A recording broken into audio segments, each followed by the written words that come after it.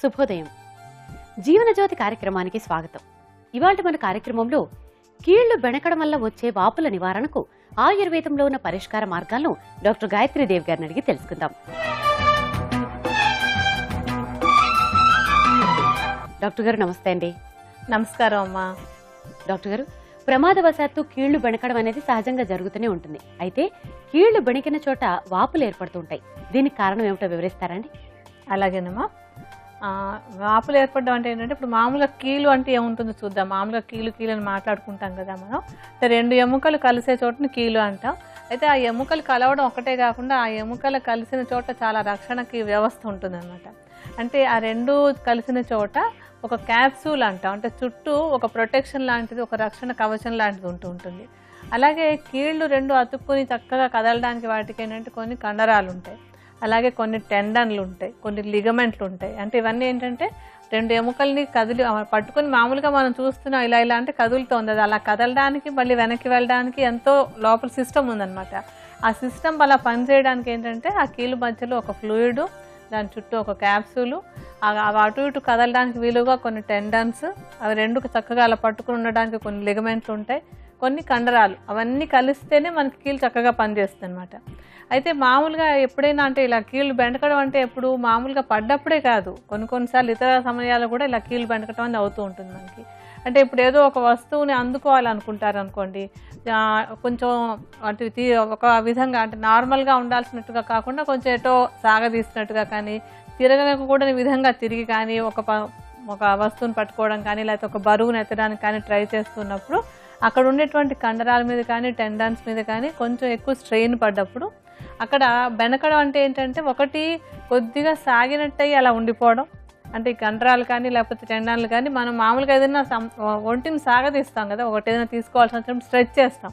ఆ స్ట్రెచ్ చేయడం అనేది మామూలుగా ఉండే స్థితి కంటే కొంచెం ఎక్కువగా సాగదీస్తూ ఉంటుంది. అలా సాగదీసినటువంటిది మళ్ళీ వెనక్కి రాకుండా ఉండిపోతూ ఉంటుంది. అలా ఏంటంటే బరువులు ఎత్తినప్పుడు కానీ, లేకపోతే కొంచెం రాంగ్ పొజిషన్లో మనం కదిలినప్పుడు కానీ, ఏదో ఒక వస్తువు ఇలా కూర్చున్నారు వెనక ఏదో తీయాల్సి వస్తుంది, కొంచెం ఇలా తిరుగుతాం. అలా తిరిగినప్పుడు ఏంటంటే అంత సాగడానికి అనుకూలంగా లేవు మన కండరాలు అవన్నీ, అయినా సరే మనం ట్రై చేసాం. అలా చేసినప్పుడు కొంచెం సాగినటువంటి కండరాలు కానీ టెండన్స్ కానీ అలా ఉండిపోతూ ఉంటాయి. అలాగే ఇప్పుడు మీరు అన్నట్టు దెబ్బలు తగలటం అంటే ఏంటంటే పడిపోయినప్పుడు మామూలు పొజిషన్లో ఉండాల్సినటువంటి కీలు అక్కడ ఉండేటువంటి మామూలుగా ఎక్కువ మనకి కాళ్ళ దగ్గర ఇలాంటి వెనుక సమస్యలు ఎక్కువ వస్తుంటాయి కదా, ఆ కాలు ఇలా మెలిక తిరుగుతుంది. అంటే మెలిక తిరగటం అనేది మనకు సహజం కాదు, అసహజంగా కొంచెం కండరాలు అక్కడ ఉన్న లిగమెంట్లు అవి కదులుతాయి అన్నమాట. అలా కదిలినప్పుడు ఏమవుతుందంటే అక్కడ ఉండేటువంటి రక్తనాళాలు రప్చర్ అవుతాయి. అవి రప్చర్ అయ్యి కొంచెం అక్కడ రక్తం బయటకు వస్తుంటే బయటకు మనకి రక్తస్రావం రాకపోవచ్చు, ఆ లోపలే కారి ఉండిపోతుంది అనమాట. అది అలా కారి ఉండిపోయినప్పుడు ఒక గడ్డలాగా అయ్యి బెణికినట్టుగా వాపు వచ్చినట్టుగా అనిపిస్తుంది. అలాగే ఎక్కడైనా సరే ఒక డ్యామేజ్ అవుతుంటే కనుక కొంచెం అంటే ఆ లోపల ఉన్న టెండాన్ రప్చర్ అవ్వడం కానీ, లేకపోతే అక్కడ ఉండే లిగమెంట్ కొంచెం చిరిగినట్టు కావడం కానీ అలా అయినప్పుడు ఏమవుతుందంటే అక్కడ ఉండే చుట్టుపక్కల ఉండేటువంటి అన్ని కణాలు కూడా దేనికైతే దెబ్బ తగిలిందో దాన్ని రక్షించుకుందుకు గడగడ రెడీ అయిపోతాయి. అలా రెడీ అయిపోయినప్పుడు ఏంటంటే అవన్నీ చుట్టూ ఉన్నటువంటి కణాలన్నీ కూడా కొంత ఫ్లూయిడ్ అంటే ద్రవ పదార్థాన్ని విడుదల చేస్తాయి అన్నమాట. ఆ ద్రవ పదార్థాన్ని విడుదల చేసి చుట్టూ ఆ ద్రవ పదార్థాన్ని తీసుకొచ్చి ఎక్కడైతే ఒక టేర్ కానీ అంటే చిరిగినట్టు అవ్వడం కానీ మెలిక తిరిగినట్టు కానీ అయిందో దాన్ని రక్షించుకుందుకు ఒక కవచం లాంటివి తయారు చేస్తాయి. ఆ కవచం లాగా తయారైనటువంటిది మనకి పైకి వాపులాగా కనిపిస్తూ ఉంటుంది అనమాట. అంటే మనకు ఉండేటువంటి రక్షణ వ్యవస్థ అది. అప్పుడు ఆ వాపు వచ్చినప్పుడు ఆటోమేటిక్గా నొప్పి కూడా ఉంటుంది, ఎందుకంటే ఆల్రెడీ అక్కడ కొంచెం టెండాన్ కానీ లేకపోతే లిగమెంట్ కానీ కొంచెం కట్ అయి ఉంటాయి, లేకపోతే అవి అక్కడ ఉండేటువంటి రక్తనాళాలు కొంచెం డ్యామేజ్ అయి ఉంటాయి అనమాట. ఆ నొప్పి అది వచ్చి వాస్తే తప్ప మనం విశ్రాంతి తీసుకోం, లేకపోతే మళ్ళీ ట్రై చేస్తుంటాం ఇంకేదో పని చేయడానికి, అప్పుడు తగ్గదనమాట. ఎప్పుడు కూడా కొన్ని నొప్పులు బాధలు అన్నీ కూడా మన శరీరానికి ఉండేటువంటి లాంగ్వేజ్ అంటాం, బాడీ లాంగ్వేజ్లో చెప్తూ ఉంటుంది ఇక్కడ ప్రాబ్లం ఉంది అని మనకి అర్థం అవ్వడం కోసం నొప్పి వస్తుంది. అయితే ఆ నొప్పి చాలామంది ఏం చేస్తారంటే నొప్పి వచ్చిందంటే తగ్గిపోవడానికి ఏదో ఒకటి వేసేసుకుంటే సరిపోతుంది, ఒక మాత్ర వేసుకుందాం, ఒక పెయిన్ కిల్లర్ వేసుకుందాం అనిపిస్తుంటుంది. అంటే ఆ పెయిన్ ఏం చెప్తుందంటే లోపల ఒక డ్యామేజ్ ఉంది, ఆ డ్యామేజ్ని జాగ్రత్తగా తీసుకోని చెప్తే మనం ఆ పెయిన్ తగ్గిపోవడానికి ఒక మందు వేసుకున్నాం అనుకోండి, అక్కడ తగ్గిపోదు, ఈ ప్రాబ్లం మాత్రం అలాగే ఉంటుంది, పైకి నొప్పి మాత్రం తెలియకుండా ఉంటుంది అనమాట. అలా ఏంటంటే మామూలుగా ఒక రక్షణ కోసం ఏర్పడినటువంటి ఆ ఫ్లూయిడ్ కవచం లాంటి దాన్ని మనం కీళ్ళ బెనుక వల్ల వచ్చేటువంటి వాపులు అని చెప్తూ ఉంటాం. అంటే ఈ వాపు అనేటువంటిది మనకు ఒక బాడీ లాంగ్వేజ్ లాగా మనం గమనించుకోవాలి. డాక్టర్ గారు, వెణికినప్పుడు అక్కడ వాపులు నొప్పి తొందరగా తగ్గడానికి ఎటువంటి జాగ్రత్తలు తీసుకోవాలో వివరిస్తారా అండి? అంటే ఏదైనా ఒక డ్యామేజ్ అది అయినప్పుడు కొంచెం ఆ నొప్పి అవి తొందరగా తగ్గించుకోవడానికి కొన్ని జాగ్రత్తలు తీసుకుంటే సరిపోతుంది. ముఖ్యంగా ఏంటంటే కీళ్ళ బెణుకుల వల్ల వచ్చేటువంటి వాపులు తగ్గించుకోవడానికి ఏదైనా ఒక పద్ధతి ఏంటంటే ఒక చిన్న ఫార్ములా లాగా చెప్పుకుంటూ ఉంటాం. ఇలా వాపులు తగ్గడానికి ఉపయోగించుకునేటువంటి ఫార్ములాని రైస్ ఫార్ములా అంటాం అనమాట. రైస్ అంటే RICE. కొన్ని అంటే సిస్టమ్ ఈజీగా అర్థం అవ్వడానికి, గుర్తుపెట్టుకుందికి, వాడుకుందికి అనుకూలంగా ఉండడానికి కొన్ని షార్ట్ కట్లు చెప్పుకుంటూ ఉంటాం. ఇందులో ఈ రైస్ అనే దాంట్లో R అంటే ఏంటంటే రెస్ట్. ఇప్పుడు కీళ్ళు బెనికి వాపు వచ్చిందంటే దానికి ఫస్ట్ ట్రీట్మెంట్ ఏంటంటే రెస్ట్, విశ్రాంతి ఇవ్వటం. కాలు బెణికింది కదా అని చెప్పి ఆ కాలు మీద కొంచెం బరువు పెట్టుకుని కుంటుకుంటూ నడిచి ఏదో చేసి ఇంకో పని చేసేద్దామని ప్రయత్నిస్తుంటే ఆ నొప్పి వాపు కొంచెం ఎక్కువయ్యేందుకు అవకాశం ఉంటాయి. అలా కాకుండా ఏ భాగంలో ఇలాంటి దెబ్బ తగిలి వాపు వచ్చిందో దానికి పూర్తిగా విశ్రాంతినివ్వాలి. విశ్రాంతినివ్వటం వల్ల రికవరీ తొందరగా అవుతుంది అనమాట. అంటే ఏంటంటే అక్కడ అయినటువంటి డ్యామేజ్, ఆ కణాలు ఏవైతే పాడైపోయాయో అక్కడ కొత్త కణాలు తొందరగా రావడానికి ఈ విశ్రాంతి బాగా ఉపయోగపడుతుంది. అందుకని ఫస్ట్ పాయింట్ రెస్ట్ తీసుకోవాలి. ఇంకా సెకండ్ది ఏంటంటే ఐ అంటే ఐస్ అనమాట. ఐస్ తోటి మామూలుగా కాపడం పెట్టుకోవడం. ఎప్పుడైనా సరే ఇలాగా అంటే కీళ్ళు బెణికి వాపు వచ్చినప్పుడు ఆ వాపులు తొందరగా తగ్గడానికి ముందు వెంటనే ఐస్ తోటి కాపడం పెట్టుకోవాలి. ఐస్తో పెట్టుకోవడం అంటే ఏంటంటే ఇప్పుడు ఐస్ గడ్డ దాని మీద కొంచెం డైరెక్ట్గా ఎప్పుడు పెట్టకూడదు, ఒక బట్టలో చుట్టేసి పెడితే మంచిది అనమాట. అలా పెడుతున్నప్పుడు ఏమవుతుందంటే అక్కడ ఉండేటువంటి రక్తనాళాలు సంకోచించుకుంటాయి. అలా రక్తనాళాలు సంకోచించుకుంటే తొందరగా ఇంకా రక్తస్రావం అవ్వకుండా ఉండడానికి ఉపయోగపడుతుంది అనమాట. అంటే ఇప్పుడు మామూలుగా మనకి పై కనిపించే రక్తస్రావం కొంచెం కనిపించిన అమ్మో అనుకుని ఏదో చేసేస్తాం. కానీ లోపల ఉండేటువంటిది ఏంటంటే కంటికి కనపడదు, లోపల ఇబ్బంది ఎక్కువ పెడుతూ ఉంటుంది. యాక్చువల్గా అసలు మనకి కీళ్ళకి అంటే కీళ్ళ నొప్పులని కాదు, మామూలుగా ఈ ఎముకలు అవి విరిగి ఫ్రాక్చర్లు అవుతాయి కదా. ఈ ఫ్రాక్చర్లు అయినప్పుడు ఆ ఎముకలు తొందరగా అతుక్కోవచ్చు, కానీ ఇలా కీళ్ళు బెణికినప్పుడు వచ్చేటువంటి వాపులు తగ్గడానికి చాలా టైం ఎక్కువ పడుతూ ఉంటుంది. మామూలుగా ఫ్రాక్చర్ అయితే శ్రద్ధ ఎక్కువ తీసుకుని ఆ ఎముకలు అతుక్కోవాలనుకుంటాం. కానీ ఈ బెణుకు వాపులు అంటే అనుభవించిన వాళ్ళకి బాగా తెలుస్తుంది. ఒక 6 నెలలైనా ఒక్కొక్కసారి ఏంటంటే 6 నెలల పాటు కూడా దాని నుంచి బాధపడాల్సి వస్తూ ఉంటుంది. అందుకని వెంటనే ఐస్ తోటి కనుక కాపడం పెట్టినట్టయితే అక్కడ ఇంకా ఎక్కువగా రక్తస్రావం అవ్వకుండా ఉండడానికి, అక్కడ ఉండేటువంటి నొప్పి తగ్గడానికి, ఇమ్మీడియట్గా నొప్పి తెలియకుండా ఉండడానికి కూడా ఇది బాగా ఉపయోగపడుతుంది. కనుక మనకి RI అయిపోయింది. తర్వాత సి అంటే ఏంటంటే కంప్రెషన్ అంటే ఏంటంటే ఇప్పుడు ఎక్కడైతే వాపు వచ్చిందో దాని మీద కొంచెం ఒత్తిడి వచ్చేలాగా కట్టుకోవడం. అంటే ఏంటంటే ఇప్పుడు ఒక వాపు ఉన్నప్పుడు చాలామంది చేస్తూ ఉంటారు కూడా కట్టడం అనేటువంటిది. ఆ వాపు తగ్గడానికి ఒక కట్టుకోవడం అంటే ఎక్కడైతే వాచిందో ఆ భాగం మీద ఒక కాటన్ బట్టని కొంచెం చుట్టినట్టుగా, మరీ ఎప్పుడు కూడా ఎక్కువ ప్రెషర్ ఇవ్వకూడదు, అలానే లూజ్గా అని కాదు. ఎక్కువ ఒత్తిడితో కట్టేస్తే మళ్ళీ రక్త ప్రసారం సరిగా అవ్వదు. అలా కాకుండా కొంచెం అనుకూలంగా ఉండేటట్టు, అంటే ఎక్కువ ఇబ్బంది పెట్టకుండా ఉండేలాగా కాటన్ బట్ట కానీ లేకపోతే కొంచెం దూదిని ఆ భాగంలో పెట్టి పైన ఒక మెత్తటి బట్టతోటి కానీ ఒక కట్టులాగా కట్టుకోవాలన్నమాట. అంటే అలా కంప్రెషన్ ఇవ్వటం వల్ల వాపు ఉన్నటువంటి ఆ భాగంలో ఆ నీరు నీరు ఒకటి చేరుకుంటుందని చెప్పి ఆ నీరు కానీ రక్తం కానీ తొందరగా మళ్ళీ రక్త ప్రసారంలోకి వెళ్ళిపోయి ఆ వాపు తగ్గిపోవడానికి బాగా ఉపయోగపడుతుంది. ఆ సి తర్వాత ఉన్నది ఏంటంటే RICE అనుకున్నాం కదా. అంటే ఏంటంటే ఎలివేషన్ అంటే ఏంటంటే ఎక్కడైతే వాపు వచ్చిందో ఆ భాగాన్ని ఎత్తుగా పెట్టుకోవడం. ఇప్పుడు కాలికి సామాన్యంగా ఎక్కువ మనకి కాలు లేకపోతే ఈ రిస్ట్కి ఎక్కువ అవుతూ ఉంటాయి.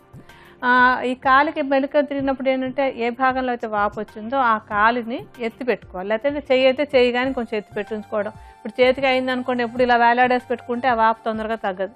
అలా కాకుండా కొంచెం వీలైనంత వరకు ఇలా పైకి పెట్టుకోవడం. కాలు అయితే కూడా కాలుని కొంచెం కూర్చున్నప్పుడల్లా ముందు ఒక దిండు పెట్టుకొని కాలు దాని మీద పెట్టుకోవడం, పడుకున్నప్పుడు ఒక పిల్లో పెట్టుకుని దాని మీద కాలు పెట్టుకోవడం. అలా ఎత్తి పెట్టుకోవడం వల్ల ఏంటంటే అది మనం గ్రావిటీకి వ్యతిరేకం అంటాం, భూమి ఆకర్షణ శక్తికి వ్యతిరేకంగా ఉండేలాగా పెట్టుకున్నట్టయితే కనుక ఆ ప్రవాహంలోకి తొందరగా అంటే రక్తం కానీ లేకపోతే నీరు కానీ ఏదైతే అక్కడ చేరుకుపోయిందో అవన్నీ మళ్ళీ రక్తనాళాల ద్వారా బయటకు వెళ్ళిపోయేందుకు తొందరగా మార్గం ఏర్పడుతుంది అనమాట. అంటే ఎక్కువ శరీరం కష్టపడకుండా ఆ ద్రవ పదార్థం అక్కడి నుంచి పోవడానికి ఎత్తి పెట్టుకోవడం అనేటువంటిది బాగా ఉపయోగపడుతుంది. అంటే ఈ 4 విషయాలు గుర్తుపెట్టుకుని రెస్ట్ ఇవ్వటం, తర్వాత ఐస్ తోటి కాపడం పెట్టుకోవడం, దాని మీద కొంచెం ఒత్తిడి వచ్చేలాగా ఒక కట్టుకోవడం, కాలు లేదంటే ఏ కీలు అయితే ఆ కీలు కొంచెం ఎత్తి పెట్టుకోవడం. ఈ 4 కనుక పాటించినట్టయితే ఈ కీళ్ళ వాపులు తొందరగా తగ్గిపోతాయి అన్నమాట.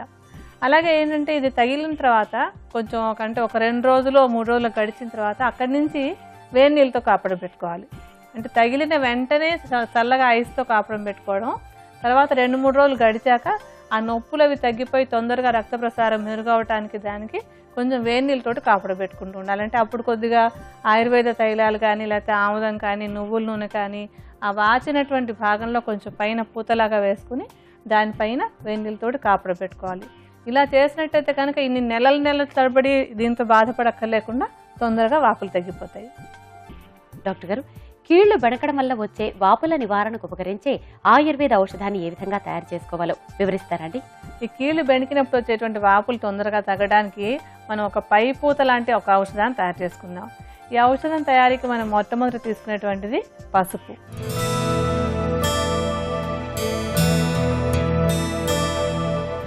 ఆ పసుపు ఏంటంటే కొంచెం వాపులు నొప్పులు అవి తగ్గడానికి బాగా ఉపయోగపడుతుంది. అలాగే లోపలైనటువంటి గాయం తొందరగా తగ్గడానికి కూడా ఇది బాగా ఉపయోగపడుతుంది. అంటే వాపు తగ్గి నొప్పి తగ్గడానికి పసుపు బాగా సహాయపడుతుంది అనమాట. ఈ పసుపు చూర్ణాన్ని సుమారుగా ఒక 20 గ్రాముల పరిమాణంలో తీసుకుని విడిగా పెట్టించుకోండి. మీకు ఔషధం తయారు చూపించడానికి నేను కూడా కొంచెం చూర్ణాన్ని పక్కన పెడతాను.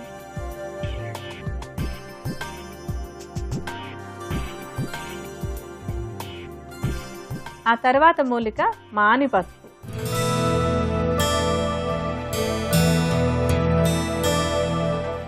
ఈ మాని పసుపు కూడా ఇలా కీళ్లు బెణికినప్పుడు వచ్చినటువంటి వాపులు తొందరగా తగ్గడానికి, దానిలో వచ్చేటువంటి నొప్పి తొందరగా తగ్గడానికి కూడా బాగా ఉపయోగపడుతుంది. అలాగే లోపల అయినటువంటి గాయం తగ్గడానికి కూడా మాని పసుపు బాగా ఉపయోగపడుతుంది. ఆ మాని పసుపును కూడా మెత్తడి చూర్ణంలా చేసేసుకుని ఈ చూర్ణాన్ని కూడా 20 గ్రాముల పరిమాణంలోనే తీసుకోండి.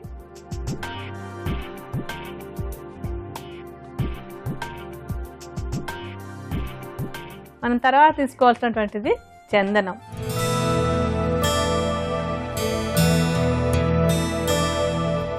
ఈ చందనం కూడా తొందరగా వాపులు నొప్పులు తొందరగా తగ్గడానికి బాగా ఉపయోగపడుతుంది. అంటే దీనిలో ఉండేటువంటి చల్లదనం వల్ల నొప్పి తొందరగా తగ్గిస్తుంది. అలాగే చలవ చేసేటువంటి గుణం వల్ల వాపును కూడా తొందరగా తగ్గిస్తుంది అనమాట. చందనం చూర్ణాన్ని కూడా ఒక 20 గ్రాముల పరిమాణంలోనే తీసుకుని ఇందాకటి 2 చూర్ణాలతోటి కలుపుకోండి.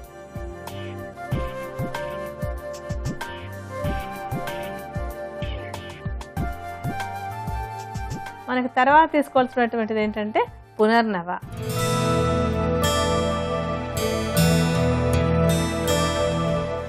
ఈ పునర్నవ అనేటువంటిది ఎక్కడైనా సరే కనుక ఎక్కువగా నీరు చేరినట్టయితే ఆ నీరు పోగొట్టేలాగా చేసేటువంటి కూడా దీనికి బాగా ఉంటుంది. అంటే ఇలాగా కీళ్ళు అవి బెణికి వాచినప్పుడు ఆ కీళ్ళలో ఉండేటువంటి అది నీరు చేరుతుందని చెప్పాను కదా, ఒక ఫ్లూయిడ్ లాంటిది, ఆ ఫ్లూయిడ్ని తగ్గించడానికి ఇది బాగా ఉపయోగపడుతుంది. ఆ వాపు తగ్గిపోవడానికి కూడా పునర్నవ బాగా ఉపయోగిస్తుంది. పునర్నవ వేర్లు విడిగా దొరికితే ఆ వేర్లు తీసుకోండి, లేకపోతే మూలిక మొత్తం అయినా సరే వాడుకోవచ్చు. దాని చూర్ణాన్ని కూడా ఒక 20 గ్రాముల పరిమాణంలోనే తీసుకోండి.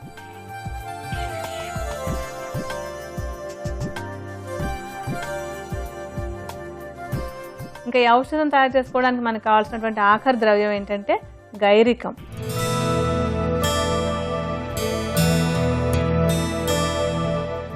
గైరికం అనేది సంస్కృతం పేరు, దాని తెలుగులో కావిరాయి అంటూ ఉంటారు. దీనికి కూడా ఈ వాపులు నొప్పులు తగ్గించేటువంటి గుణం చాలా బాగా ఉంటుంది. అంటే ఇది ఒక రకమైన మట్టి లాంటిదే, కానీ ఇది పైపూతగా వాడినప్పుడు వాపులు తొందరగా తగ్గిపోవడానికి చాలా బాగా ఉపయోగపడుతుంది. దీన్ని కూడా మెత్తడి చూర్ణలాగా చేసేసుకుని ఈ చూర్ణాన్ని కూడా ఒక 20 గ్రాముల పరిమాణంలో తీసుకుని మనం ఇందాక తీసుకున్నటువంటి 4 మూలికల చూర్ణాలతోటి కలుపుకోండి. అప్పుడు మనకి ఔషధానికి కావాల్సినవన్నీ రెడీ అయిపోతాయి. నేను కూడా మిగతా ఔషధ చూర్ణాలతో దీన్ని కలుపుతాను.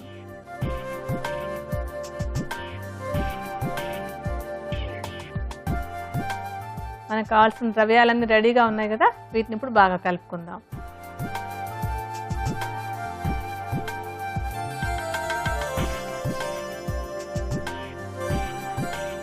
ఇలా వీటన్నింటిని బాగా కలిపేసుకుని ఒక సీసాలో పోసి భద్రపరచుకోండి. ఎప్పుడైనా సరే ఎవరికైనా కీళ్ళు బెణికి వాపులు వచ్చినట్టయితే కనుక ఈ మిశ్రమాన్ని తగినంత మిశ్రమాన్ని తీసుకుని దానికి కొంచెం గోరువెచ్చటి నీళ్లు కలిపి ఒక పేస్ట్ లాగా తయారు చేసుకోవాలి. ఆ పేస్ట్ లాగా తయారు చేసుకున్నటువంటి దాన్ని వాపు మీద, అంటే ఎక్కడైతే కీళ్ళు బెణికాయో ఆ వాపు మీద ఒక థిక్గా, అంటే ఒక మందంగా ఒక పూతలాగా లేపనంలాగా వేసుకోవాలి. అలా వేసేసుకుని కనీసం 1 గంట సేపు అలా ఉంచుకోవాలన్నమాట. ఈ విధంగా ఉదయం ఒకసారి, రాత్రి పడుకునే ముందు ఒకసారి అలా రెగ్యులర్గా చేసినట్టయితే కనుక, అంటే ఈ వాపులు ఇందాకే చెప్పాను చాలా రోజులు పడుతూ ఉంటాయి తగ్గడానికి, అలా ఎక్కువ రోజులు పట్టకుండా తొందరగా తగ్గిపోవడానికి ఈ ఔషధం బాగా ఉపయోగిస్తుంది. కీళ్లు బెణకడం వల్ల వచ్చే వాపుల నివారణకు ఉపకరించే ఆయుర్వేద ఔషధం తయారీ విధానం మరొక్కసారి చూద్దాం. పసుపు 20 గ్రాములు, మాని పసుపు 20 గ్రాములు, చందనం 20 గ్రాములు, పునర్నవ చూర్ణం 20 గ్రాములు, గైరికం చూర్ణం 20 గ్రాముల చొప్పున తీసుకుని ఈ చూర్ణాలన్నిటినీ బాగా కలుపుకొని భద్రపరచుకోవాలి. ఉపయోగించుకోవడానికి తగినంత చూర్ణానికి గోరువెచ్చటి నీటిని కలిపి పేస్ట్ లాగా తయారు చేసుకుని వాపులపై లేపనంగా పూసుకోవాలి. కీళ్లు బెణకడం వల్ల వచ్చే వాపుల నివారణకు ఉపకరించే ఆయుర్వేద ఔషధం తయారీ విధానం, దానిని ఉపయోగించే విధానం కూడా తెలుసుకున్నాం కదా. మరిప్పుడు దద్దుర్ల నివారణకు చక్కటి గృహౌషధం అడిగి తెలుసుకుందాం.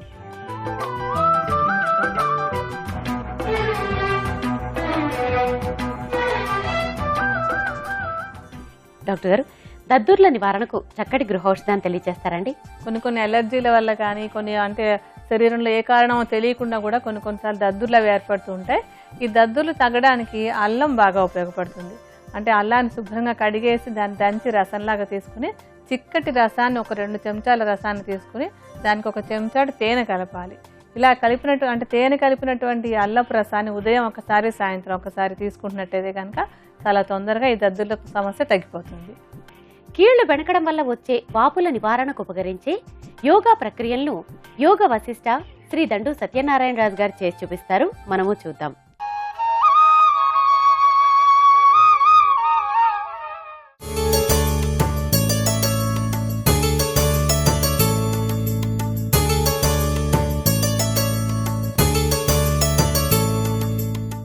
ద్విపాద సమహస్త ఉత్తానాసనం, మత్స్యాసనం సాధన చేయడం ద్వారా కీళ్లు బెణకడం వల్ల వచ్చే వాపులను నివారించుకోవచ్చు. ద్విపాద సమహస్త ఉత్తానాసనం. ఈ ఆసనం సాధన చేయడానికి ముందుగా వెల్లకిల్లా పడుకోవాలి. తరువాత కాళ్ళు రెండింటినీ పైకెత్తుతూ నిటారుగా ఉంచి, ఇప్పుడు చేతుల్ని కూడా పైకెత్తి నిటారుగా ఉంచాలి. శ్వాస సాధారణంగానే తీసుకోవాలి.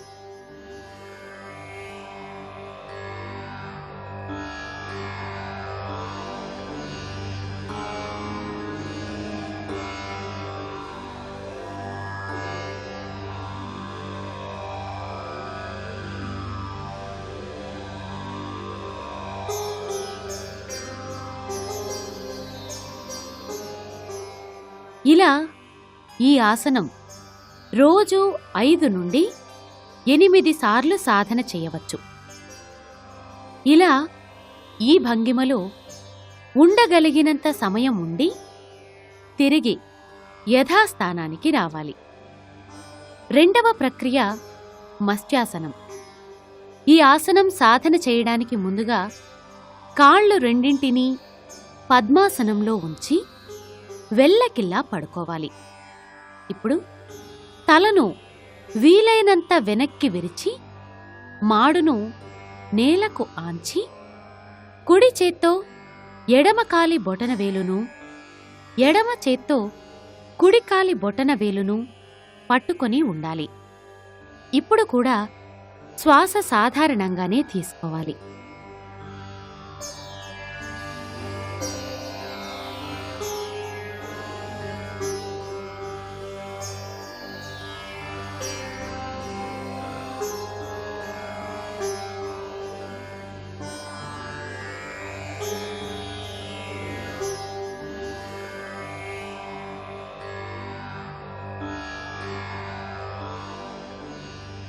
ఇలా ఈ ఆసనం కూడా 5 నుండి 8 సార్లు సాధన చేయవచ్చు. ఇలా ఈ భంగిమలో కూడా ఉండగలిగినంత సమయం ఉండి తిరిగి యథాస్థానానికి రావాలి.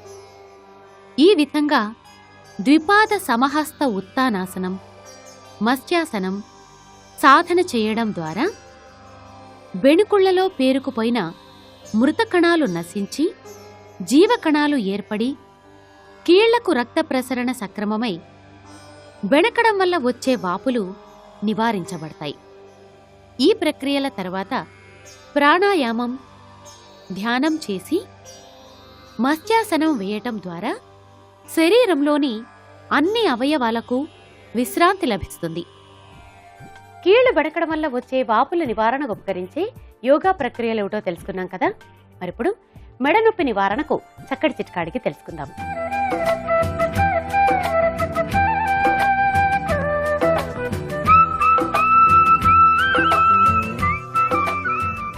డాక్టర్ గారు, మెడ నొప్పి నివారణకు చక్కటి చిట్కాని తెలియజేస్తారా అండి? ఈ మెడ నొప్పి సమస్య తగ్గడానికి ఆముదపు వేరు బాగా ఉపయోగిస్తుంది. ఆముదపు వేరుని మెత్తటి చూర్ణంలాగా చేసేసుకుని ఆ చూర్ణాన్ని ఒక 3 గ్రాముల పరిమాణంలో తీసుకుని దానికి తగినంత తేనె కానీ పటిక బెల్లం కానీ కలుపుకొని పొద్దున్న, మధ్యాహ్నం, రాత్రి ఇలా 3 పూట్ల తీసుకున్నట్టయితే కనుక మెడ నొప్పి తొందరగా తగ్గిపోతుంది. చూశారు కదా, మెడ నొప్పి నివారణకు ఆముదపు వేరు ఎంత బాగా ఉపకరిస్తుందో. ఇదే ఇవాల్టి మా జీవనజ్యోతి కార్యక్రమం. ఇవాల్టి కార్యక్రమంలో కీళ్లు బెణకడం వల్ల వచ్చే వాపుల నివారణకు ఆయుర్వేద యోగా శాస్త్రాల్లో ఉన్న పరిష్కార మార్గాలతో పాటు చక్కటి గృహౌషధం చిట్కా కూడా తెలుసుకున్నాం కదా. తిరిగి మరొక ఎపిసోడ్లో మరొక జీవన సమస్య, దాని పరిష్కారంతో మేము ముందుంటాం. అంతవరకు సెలవు. నమస్కారం. నమస్కారం.